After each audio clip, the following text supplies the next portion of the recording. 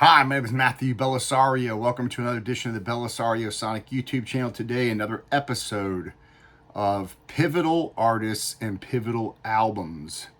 And so today, going back to my junior high years where I really got into the Beatles. And so I'm going to talk about those iconic albums, those pivotal albums that had the most effect on me from the Beatles. The Beatles were also one of the earliest bands I ever remember hearing on the radio. And also, again, like that Let It Rain 45 RPM single that I talked about in the first episode with Eric Clapton, we also had a 45 RPM of I Want to Hold Your Hand. And I remember that. I think it was an orange and yellow swirl label. And I don't know where that is either. And unfortunately, all my 45s, all the 45s we had when I was a kid are gone somewhere. So I still have a couple of my mother's original albums. One which I'll show you here, which was the first real album that I remember listening to of the Beatles. This was Meet the Beatles. 1964 is when this came out, and this was my mother's album. And of course, this had all the those iconic early hits on there. I Want to Hold Your Hand, I Saw Her Standing There, This Boy, It Won't Be Long, All My Loving. I mean, these guys were the best songwriters to come along in ages, and really the first in rock music to be able to come up with these excellent songs with great lyrics.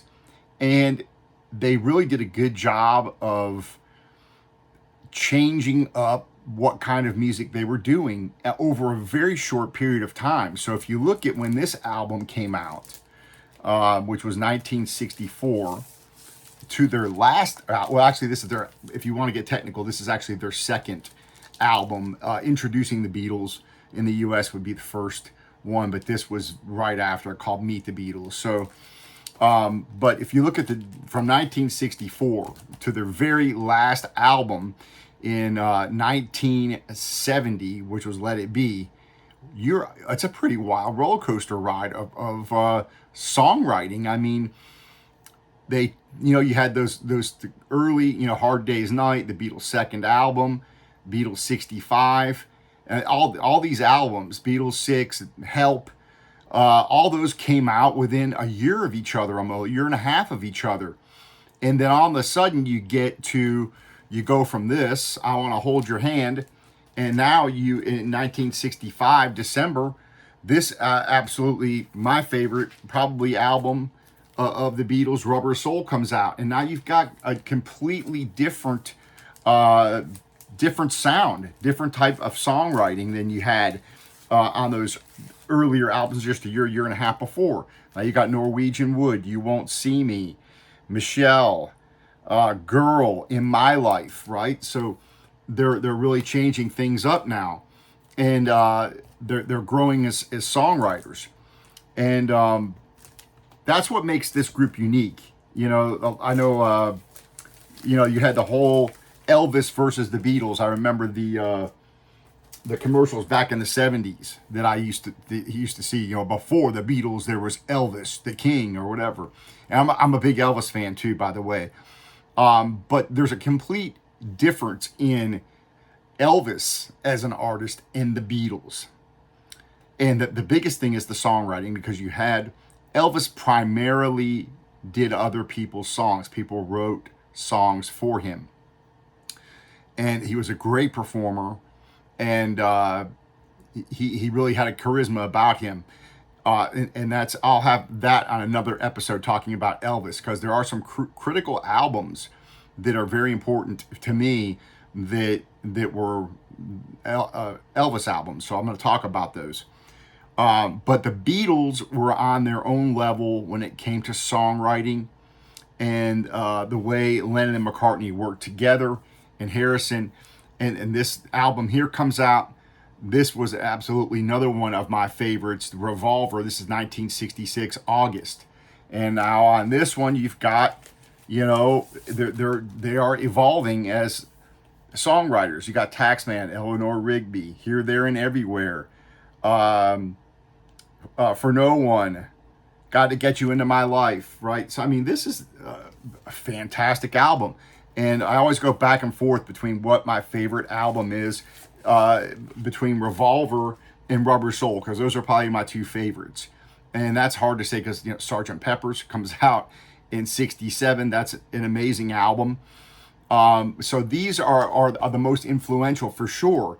These two albums, Rubber Soul and Revolver, and of course Meet the Beatles, because that was the earliest one that I'd heard. But one of the when I was thinking about it, I was like, well, what did I listen to when I was in junior high and high school? I had the cassette tape, I think, and it was this album. It was this Blue album, the Beatles '67 to '70, and this was what, you know, I gravitated towards after that initial "I Want to Hold Your Hand" phase.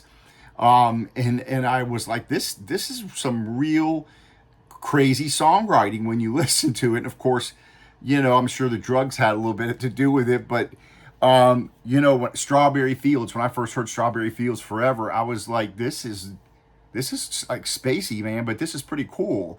The melodies they came up with, you know, Penny Lane, Sergeant Pepper's, With a Little Help from My Friends, Lucy in the Sky with Diamonds. I love that. I used to play that over and over again.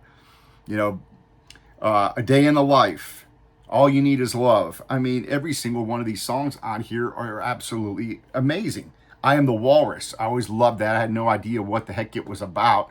And I kind of still don't. I don't know if they knew what it was about, but these songs were just very melodic and they were very catchy, but they were very different than anything anybody else was doing. Fool on the Hill, Lady Madonna, Magical Mystery Tour, Revolution, Back in the USSR, While My Guitar Gently Weeps, Don't Let Me Down, I always love that. Come Together, of course, Let It Be, The Long and Winding Road. I always loved that. And that was one of the first songs I tried to play on piano. I just wanted to learn that. Just basic, you know, long and winding road. So the Beatles really had this huge influence on me when it came to songwriting and melody. These guys were the masters. And more importantly, or more astoundingly, is they did this all over the course of like 7 years. That's amazing. The recording output was basically 64 to 70, and that's amazing. And for the output that the songs that they put out in that period of time, and you know, everybody's like, oh, the Beatles, you know, they shouldn't have broken up and all this kind of stuff. They really, I think, did everything that they could have done together. They wrote, I mean, the variety of songs that they wrote and the unique melodies that they came up with. And sure, some of them are more, you know, I like better than others, but did they ever really do a bad album? Did they really? No, I don't think so. You know, it must, all the records they did were very good. And so this right here, though, would probably be what I would say like the pivotal album, because it was, even though it's like the greatest hits, I listened to this over and over and over again because of, you know, all the great songs that were on it. That you know, and as much as I listened to it later on, because this right here came pretty early on in my Beatles phase. So when I listened to this, this really caught my attention, and all these songs on here. And then I went back and started getting the other albums, Rubber Soul and all these other records. So this was very influential, this particular Blue album. And then I had the red one as well, but didn't listen to that as much, the red one, with the earlier songs on it. So last but not least, after listening to those Beatles songs for years, I mean, they really had a big effect on me.